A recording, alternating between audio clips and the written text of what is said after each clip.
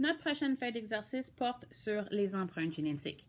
Donc, dans ce cas-ci, j'ai une analyse d'empreintes génétiques suite à un cas qui est, dans ce cas-ci, une agression sexuelle et on nous demande d'identifier la personne qui est coupable du crime.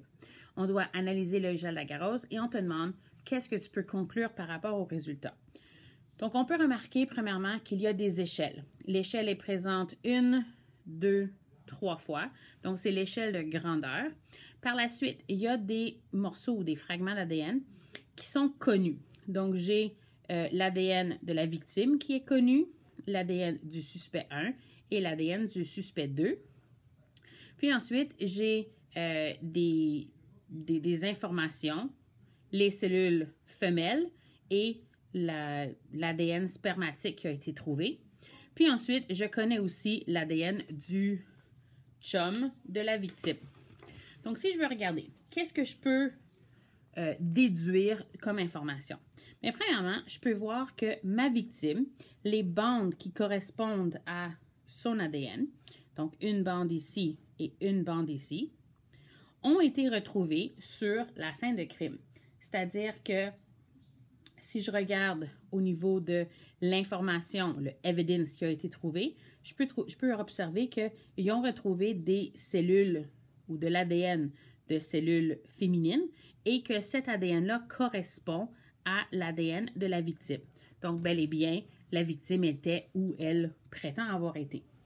Ensuite, on peut voir que le suspect 1, ces deux bandes correspondent aux deux bandes qui ont été trouvées d'ADN de spermatozoïdes sur la scène, alors que les bandes, ou la bande, pardon, du suspect 3, le suspect 2, ne correspond pas à ces deux bandes-là, et les fragments d'ADN produits par le chum ne correspondent aussi pas à celles retrouvées sur la scène de crime. Ce qui nous permet de sous-entendre que le suspect 1 est vraisemblablement le coupable dans ce cas-ci. Ceci dit, on remarque qu'on a seulement comparé deux bandes. Pour être capable de dire avec certitude que c'était lui le coupable, on aurait, donc dans ce cas-ci, pour confirmer ou valider à 100%, il faudrait faire une analyse beaucoup plus détaillée où est-ce que je compare plus que juste deux sites, mais plutôt j'en aurais 10 ou 15 points de comparaison pour que je puisse identifier avec plus de certitude qui est le coupable dans ce cas-ci. Si je regarde le deuxième problème, donc, quelqu'un a volé l'examen final de biologie. Heureusement ou malheureusement, selon ta perspective, la personne qui a volé son examen ou qui a volé l'examen s'est coupée sur du papier et a laissé une trace de sang sur le pupitre. 4 élèves sont soupçonnés d'avoir volé l'examen et suite à des tests d'empreintes génétiques, on veut que tu trouves qui est l'élève responsable du vol. Donc, j'ai un marqueur de grandeur et j'ai l'ADN de 4 élèves, ABCD, et l'ADN retrouvé sur la scène de crime.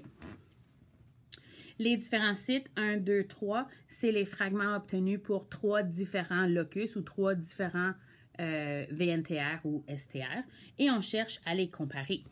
Donc, la façon la plus simple de faire, c'est prends une règle, prends ton ADN scène de crime et tire des lignes horizontales. Donc, si je regarde scène de crime ici, ce fragment ne nous donne pas beaucoup d'informations parce que tous les élèves possèdent le même fragment d'ADN. Donc, ça ne nous donne pas nécessairement de l'information positive ou de l'information super utile. Si je prends le deuxième fragment qui vient de la scène de crime, je peux voir que seulement l'élève D et l'élève B possèdent ce même fragment qui a été retrouvé sur la scène de crime. Ce qui permet, avec un certain degré de certitude, que les élèves C et A ne seraient pas responsables. Je vais faire la même chose avec la troisième bande.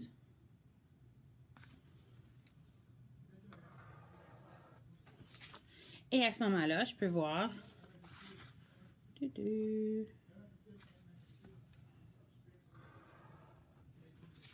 que le seul élève qui possède toutes les bandes qui proviennent de la scène de crime, c'est l'élève B.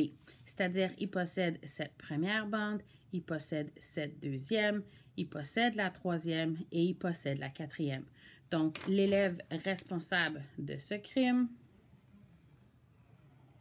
est vraisemblablement l'élève B.